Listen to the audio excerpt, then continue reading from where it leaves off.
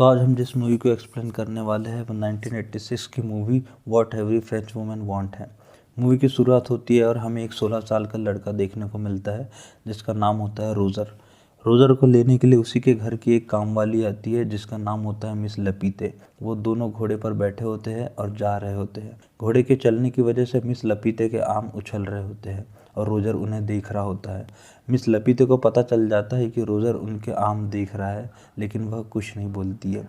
फिर एक सीन में यह देखने को मिलता है कि मिस लपीते घोड़ा रोकती है और रोज़र के सामने मूत्र विसर्जन करने लगती है।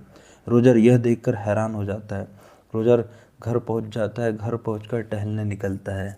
जैसे ही वह देखता है कि एक जंगल में उसी के घर की एक मेड जिसका नाम उसेल है घपाघप करवा रही है।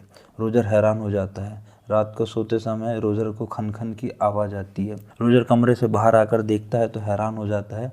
उसके घर के एक मेड जिसका नाम एलन चाय का कप लिए झिकी हुई होती है। उसके पीछे से कोई घपाघप कर रहा होता है। फिर एक दिन रोज़र की छोटी बहन उसे बताती है कि हमारी मौसी मैरगिडा अभी तक वर्जिन है और रोज़र सुनकर हैरान हो जाता है। फिर हमें अगले सीन में देखने को मिलता है रोज़र की बड़ी बहन एलिसा जिसका मैरिज होने वाला है वह घर पर आती है। मूवी के अगले सीन में देखने को मिलता है और रोज़र की छोटी बहन उसे एक चर्च लेकर जाती है। रोज़र छुपके से देख रहा होता है। उसकी मौसी मैरगिडा चर्च में आई हुई होती है। वह माफ़ी मांग रही होती है। फादर पूछते हैं तुम क्यों माफ़ी मांग रही हो। वह बताती है जब से रोज़र आया है तब से मेरे सपने में यही देखती हूँ कि रोज़र मेरे साथ घपाघप करता है, उसी के लिए मैं माफ़ी मांगने आई हूँ। रोज़र यह सुनकर हैरान हो जाता है और वह मन ही मन में मुस्कुराने लगता है जैसे उसकी लाइन साफ हो गई हो। रात को फिर सोते समय रोज़र को खन खन की आवाज़ आती है। रोज़र कमरे से बाहर आकर देखता है कौन है जो एलन को बेलन दे रहा है। जैसे वो आगे बढ़कर देखने वाला होता है वैसे ही वहाँ घपाघप का काम खत्म हो जाता है। हुसेल से रोज़र पूछता है कि कौन यहाँ पर रोज़ घपाघप करता है। हेलन किसका बेलन लेती है। एलन मुस्कुराते हुए बोलती है यह मेड का सीक्रेट है। एक दिन घोड़े के तहखाने में रोज़र गंदी किताब पढ़ रहा होता है। वहीं पर वह देखता है कि उसका नौकर आ गया और साथ में हेलन भी आई है। हेलन को नौकर ने फंसाकर उसके पीछे से घपाघप करना स्टार्ट कर दिया। हेलन चिल्ला रही थी। हेलन को देखकर रोज़र जाकर उसकी मदद करने की कोशिश करता है, लेकिन हेलन बोलती है नहीं नहीं रुको, मुझे मज़ा आ रहा है। तो रोज़र हैरान हो जाता है और रोज़र जाकर देखने वाला होता है कि उसकी घपाघप हो रही है। वैसे ही वह नौकर बोलता है मेरा काम ख़त्म हो गया। फिर अगले सीन में देखने को मिलता है कि किचन में उसेल काम कर रही होती है। रोज़र जाकर उसको पीछे से पकड़ता है और घोड़ी बनाने की कोशिश करता है, लेकिन उसेल उसको गलती से प्लेट मार देती है। फिर रोज़र ये बोलती अच्छा रोज़र यह तुम हो, मुझे लगा कोई और है। तुम चाहो तो मेरे साथ घपाघप कर सकते हो। फिर रोज़र जैसे घपाघप करने वाला होता है तो उसके घर की दूसरी मेड आ जाती है जिसके कारण से रोज़र भाग जाता है। अगले दिन रोज़र के घर पर एक पोस्टमैन आता है। पोस्टमैन बताता है फ्रांस और जर्मनी के युद्ध होने वाला है जिसके कारण सभी मर्द को जाना पड़ेगा। और रोज़र मन में सोचता है कि सभी मर्द बाहर चले जाएंगे और वह हर किसी के साथ घपाघप कर सकता है। रोज़र बहुत खुश होता है। अगले सीन में देखने को मिलता है कि घर के सभी मर्द जा चुके हैं और रोज़र घर में अकेला होता है। सबसे पहले रोज़र उसेल के पास जाता है और उसे पकड़कर बेडरूम में ले जाता है और उसके साथ घपाघप करना शुरू कर देता है।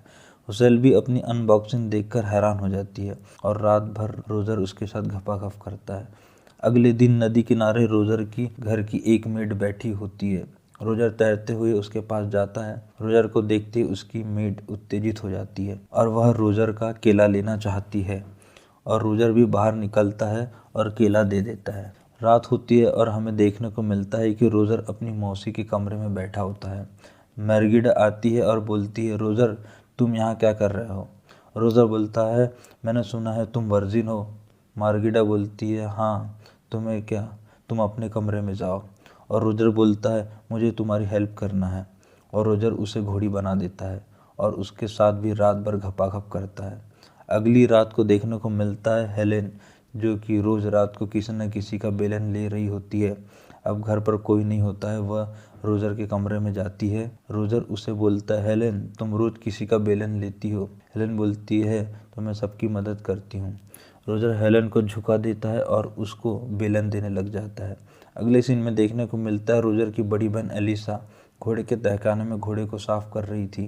वहीं पर रोजर पीछे से पहुंच जाता है और उसको अपना बेलन देने की कोशिश करता है, लेकिन एलिसा मना कर देती है। फिर भी उसकी अनबॉक्सिंग करने लग जाता है। एलिसा मान जाती है। फिर एलिसा के हाथ में रोजर अपना केला दे देता है।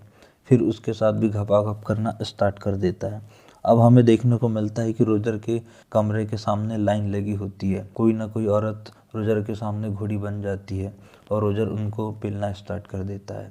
अगले सीन में देखने को मिलता है कि रोजर की बड़ी बहन एलिसा रोजर से बोलती है, मैं प्रेग्नेंट हो चुकी हूँ। रोजर ये सुनता ही है कि पता चलता है युद्ध खत्म हो चुका है और सभी मर्द वापस आ गए हैं। अगले सीन में घर की सारी औरतें प्रेग्नेंट हो जाती है। रोजर जुगाड़ लगाता है और बोलता है, एलिसा तुम ऐसा करो, तुम अपने पेंसे के साथ घपाघप कर लो, जिससे सारा शख्स उस पे चला जाएगा। रोजर की मौसी मर्गिडा भी प्रेग्नेंट हो जाती है। रोजर उनसे बोलता है कि तुम मेरे अंकल मिस्टर फ्रैंक से शादी कर लो, और मिस्टर फ्रैंक के साथ मार्गिडा की शादी हो जाती है और इसकी सहेली भी गांव के किसी मर्द के साथ हो जाती है।